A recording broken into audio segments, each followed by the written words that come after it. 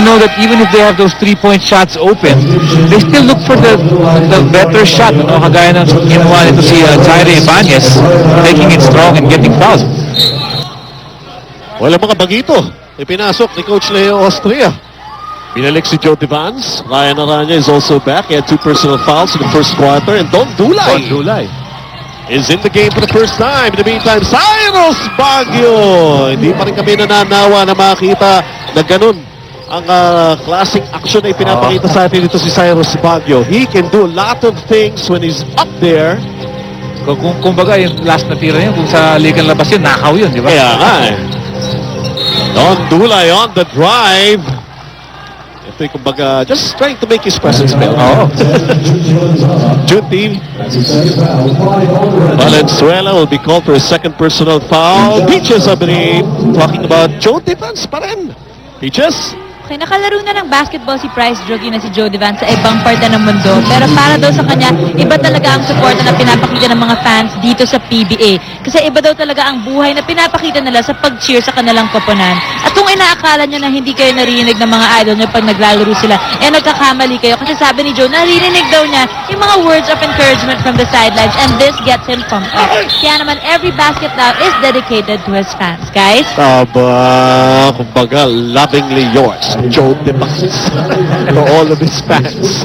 Ganun ang dating, 2 minutes and 25 remaining dito sa ating first half. And Junti Valenzuela is at the stripe right now for a pair of free throws. Ito parang trying to break that 5-point barrier na kanina pa nila hinahabol against the Welco Dragons. That's Nino Gelig. Valenzuela, wala na ipasok. Oo. So, they're still looking at that 5-point lead nitong Welco Dragons. Tulay still at the backcourt. They were trapping him, pero naitawid ang bola. Tulay releases from long distance. It's short. First 3-point attempt para kay Don Dulay, who got his first PBA point kanina from the stripe. He was 1 out of 2. Topex Robinson, ito ngayon, he will execute the offense. Itong Red Bull to Junti Valenzuela. Oh! Let go there. And 7 points already para kay Junti Valenzuela. And although he cannot sky as high as Cyrus Baguio, nakita mo naman yung hang time, talagang mapilit ipasok ni Junti Valenzuela yun. We're gonna talk about experience na rin. Joe Devans from the outside. This time, it's a miss. Masyadong man yata malayo na yun. Joe! Teka muna, dun sa ilalim. And let's see. Mark Andaya with an offensive foul. Nakita natin maraming tulakan dun sa ilalim. Natamaan niya si Nino Gelig. Made his presence felt with his elbows, Ito si Big Mac Andaya, first personal foul. Talagang feel na feel yun. Sa laki ba naman yan, di ba? Don Dulay. Nandun si Joe Devans. Kaya madikit na sa kanya si Mick Pinisi. They have 5 seconds on his shot clock. Quick release. Wala para kay Joe Devans. He gets the ball back. And second serving para kay Joe Devans. I like to think twice about that 75% Kaya nga right naging 76 na ba? Oo, mukhang 85 na yan Big Mac Andaya outside the Magnum Membrere. Wala. Another 5-point lead para sa Welco Dragons. May sundot. Junti. Will that be a foul on Junti Valenzuela? Yes, it will be. Gonna be 3. 3 on Junti. Which makes G. Abanilla send Kiko Adriano to the scorer's table. Totoo yan, si Kiko Adriano, eto na. Sama ng free throw shooting, ito Welco Dragons only 4 out of 10 right now. Imagine if they could get all those points, 4 out of 11. Mas malaki sana yung lamang nila, Right now, they're taking care of a 5-point lead. We're down to the final 40 seconds itong ating first half. Quick pass inside. Nice assist pass. Gelig to Devans. We're seeing it all from Joe Devans. You saw him with the ball. You saw him operate from the outside. And just last play. Nakita mo, moving without the ball. 14 points all registered here in the second quarter of action. Meantime, ito ngayon. Oh, may supalpal pa. Ibang klase. Ay pinapakita nito si Jody Vance. Akala ko ba, he will just be happy. Doon na lang siya sa labas. Hindi siya makikipagbanggaan sa loob. Pero that time, kita mo, sumabay pa siya kay Mark Andaya. Pakagandang second game natin yan mamaya. Renewed rivalry. Oo naman. Yata ang dating doon eh. Oh. Renewed rivalry. Aranya. Dulay now back to Aranya. Jody Vance. 4 seconds difference between the game clock and the shot clock. Aranya gets it to go in. 3 segundo pa. Ibinato na ni Topex Robinson.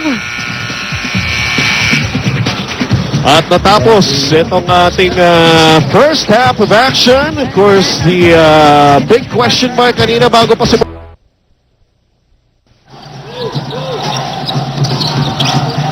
Alright, welcome back. Pasimula ng ating third quarter of action at itong Welco Dragons with a 7-point lead. Nasa kanila ngayon ang bola. Welco has Don Dulay executing the play. Para sa kanilang offense, Jerry Ibanez, Nick Velasco, Jody Vance is in the ball game. At of course, itong si Rob Wainwright. Rob Wainwright on the drive right now and he gets it to go. He's got a total of 8 right now. At eto, inbound pa lamang ng Red Bull and unforced error on their part. They turn it over. 9-point lead na ito, pinakamalaki para sa Welco Dragons in this ball game. This is the quarter kung saan yung Red Bull talagang bumubulusok, Benji, in the last game versus the Barangay Ginebra Kings, ano? 17 lang ang na-score ng Ginebra, ang Red Bull 29. So expect Red Bull to come strong in the third quarter, pero hindi, not at the start of the third quarter. We've seen 4 points in a row para sa Welco Dragons.